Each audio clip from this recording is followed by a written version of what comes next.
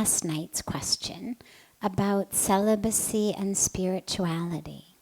So why do we even have bodies?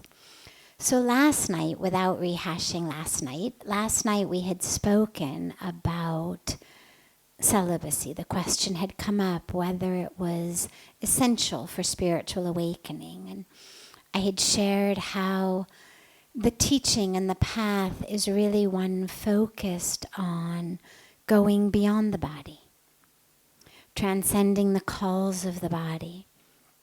So now we come to, well, why do we even have bodies? A couple of reasons. The first is that if we accept the basic premise, which is that we are soul, we are divine, we are part of that wholeness, that oneness, that fullness, that infinite nature. If we're part of that, our purpose in life is to return to that, to return to that awareness. And all of that which we do, all of our spiritual practice, all of the fruits of karma that's given to us, all of the way that we respond to the fruits of the karma that we get, is all in the service of remembering who we are. So that's the basic premise of the spiritual teaching. For that, as ironic as it seems, the body is actually necessary. And it's necessary because as I delve into a path of whether it's meditation, whether it's introspection, we spoke about this last night, whether it's self-study, whatever I'm doing on my path, I'm actually doing it with my body. It's only this physical brain/mind, I'm not going to distinguish between them here, that actually enables me to sit down and meditate. It's the physical brain/mind that chants my mantra. It's the physical brain/mind that is able to connect with my breath. When we speak about being aware, being mindful, witnessing, well, what part of us witnesses? Consciousness without a brain-mind can't witness. Consciousness without that physical aspect just is. It just is. It's not seeing anything, it's not noticing anything, it's not witnessing anything, it's not unfolding, it's not expanding, it just is. So consciousness exists without the body. Consciousness does not require my body. But if I'm going to use my consciousness to get closer to the truth of who I am, if I'm going to use my consciousness consciously to expand, whether we say enlightenment, whether we say spiritual awakening, whether we say moksha, whether we say nirvana, whatever term we use, I have to consciously use my consciousness. I have to consciously use my awareness. I have to consciously use my mindfulness. That entire interaction requires my brain. If I were brain dead, I couldn't do that. My academic background is neurology, and so I love all of the studies that show us how through a simple car accident or a stroke or an illness or an injury that impacts somebody's physical brain, suddenly you get incredible, drastic changes in the personality of the person. Literally, it seems who they are has changed. It's not just usually a matter of simple things as issues of movement or issues of sight or issues of memory. You get frequently these what seem to be shifts in consciousness, shifts in awareness. That's where it sits, the physical brain. I know this, it sounds very, very material. But this is where the beautiful interaction happens. We're not either physical or spiritual. It's not about body or soul. It's both. I am soul, but I have a body. And the purpose of the body is not just how quickly and easily and fully can I forget that I have one, or can I ignore it, or can I harm it. You know, interestingly, the Buddha, when he went on his path of awakening, before he sat under the Bodhi tree, before he did his meditation, went through a period of this real harm to the body, the austerities that are done in the name of religion or spiritual awakening. Extreme. Whether it's extreme fasting, whether it's extreme staying awake, whether it's extreme deprivation. And he realized this isn't the way. This too is extreme. And when he finally was enlightened and finally gave his teachings, there's a lot of emphasis on the middle path. So the body is not something that we have simply to ignore. It's not something we have simply to flagellate. It's not something we have simply to figure out how can I pretend I don't have it. The body serves a very important role, which is through this body, we are actually able to attain enlightenment. This is why the human birth is seen as the highest birth.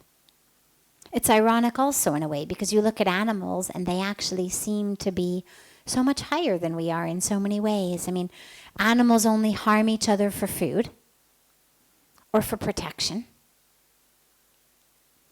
Animals don't, hurt each other just because they were in a bad mood that day.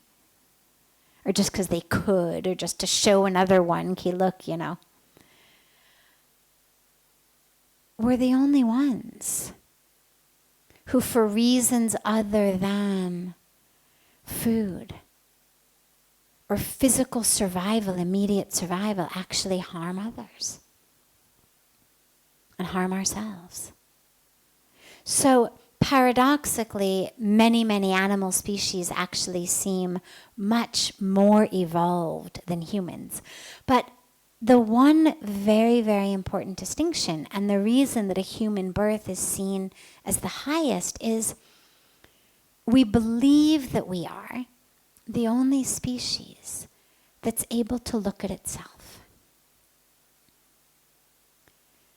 So the animal, even though it may be living its animal life with lots of animal integrity and peacefulness and doing the right thing, it's not able to witness that in itself.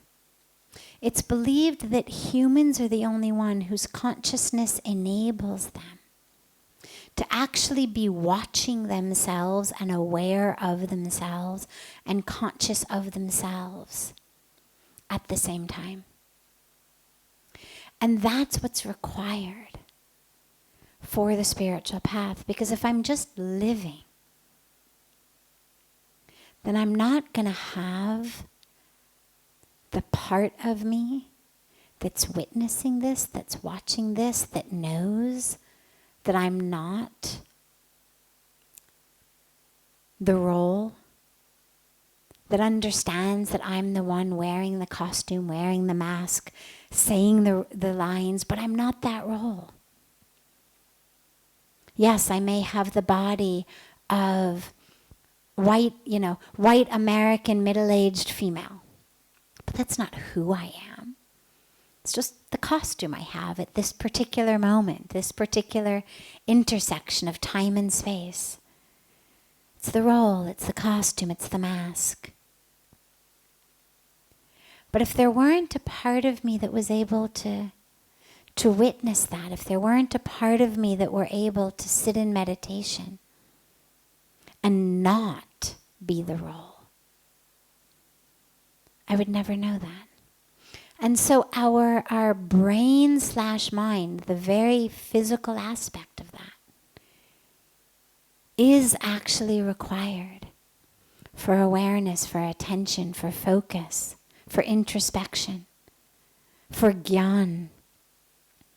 Any of the three paths of yoga, the three main paths of awakening, Gyan Yoga, path of wisdom, Bhakti Yoga, the path of love and devotion, Karma Yoga, the path of action service. So these are the three paths that are given to us as the main ways to connect with God, to have enlightenment, to be self-realized. Every one of them requires a body. If I'm going to do anything, well, I certainly need hands and legs to do it. I need a brain to plan what I'm going to do, to understand what I'm going to do, to implement it. I wouldn't be a very good karma yogi with no arms, no legs, and no brain to plan or execute. Similarly, if I'm following a path of Jnana Yoga, of wisdom, of understanding, if I'm asking myself, who am I, who am I, who am I? Well, there needs to be a part of my brain that can do that. I need my brain. The consciousness that just isn't asking any questions. It's my brain that says, who am I? Not my sari, not my skin, not my blood, not my organs. Who does that? My brain does that. If I follow the path of love or devotion, still need the body. Whether we talk about love existing in our heart or love existing in our brain, either way, it exists in the body, in me. Feel it in me. If I were brain dead, I would no longer be able to be on a path of devotion. So whatever path we're on, it requires the body. So that's why we have the body. We mistakenly think we have the body because first we think I am the body. So this just is me. I have it because it is me. We then start to move beyond that. We think, well, maybe I have a body because that's the point of life, right? Eat, drink, be merry, enjoy. I have a body so that I can enjoy the taste of pizza. I have a body so I can enjoy the taste of chocolate ice cream. I have a body so that I can enjoy. Well, on the one hand, actually, there's a part of that that's true. I have a deep, deep faith in the divine and there being a purpose of everything. And I believe that God has given us the ability to enjoy, not just so we can throw it away. I believe that God has made sunsets so beautiful and given us eyes with which we can see them and appreciate them because we're supposed to see them and appreciate them.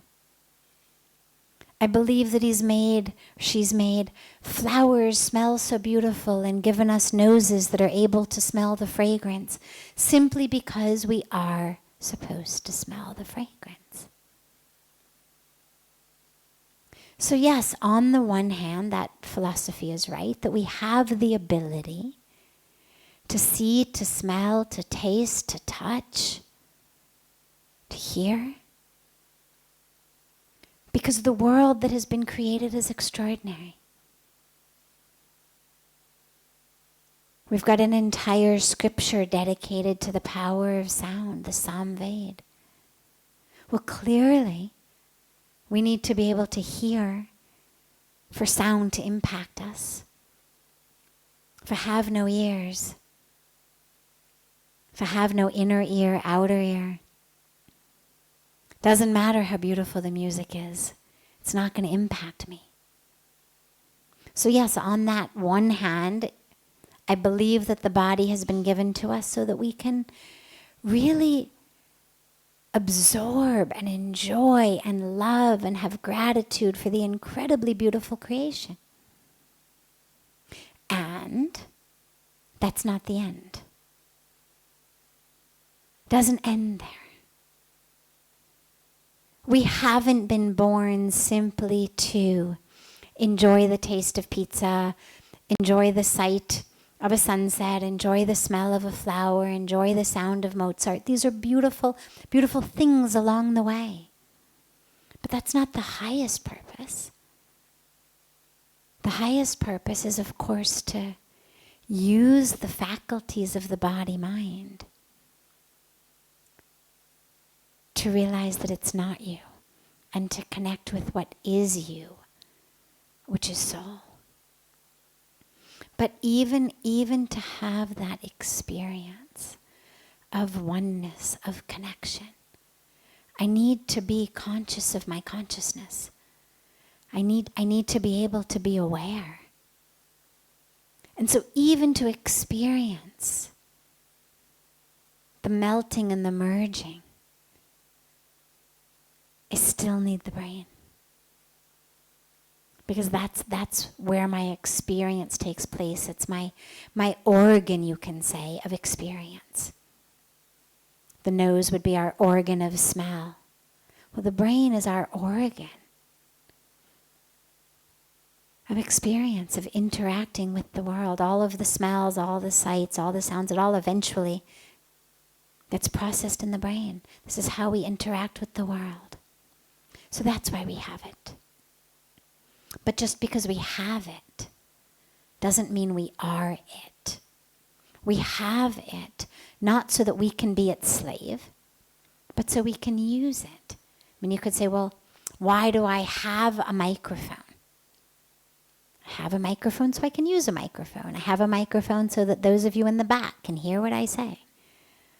Last night when the electricity kept going out, we realized, how grateful we all are for the microphone.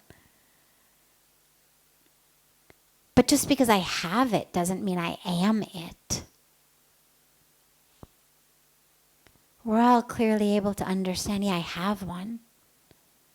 It's great, I'm so glad I do. But there's a big difference between having something and being something.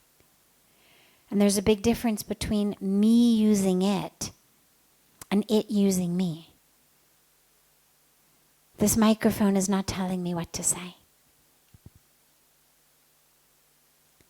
But when we think we are our bodies, or when we fall into the trap of believing that just because there's a signal that says hunger or sleep or sex or this or that, that means that I have to do it. Well, I was hungry, of course I had to eat. Well, I was sleepy, of course I had to sleep. Well, I wanted it, so of course I had to have sex. No. We're not slaves of the body just because we have one. Any more than I'm a slave of this microphone, of what to say. But we use it. It's the only one we have. It's an incredible gift. And we use it for all that it can give us, ranging from gratitude and enjoyment for the miracles of creation to the ability to take us into the miracle of the Creator. And that Creator within our own selves.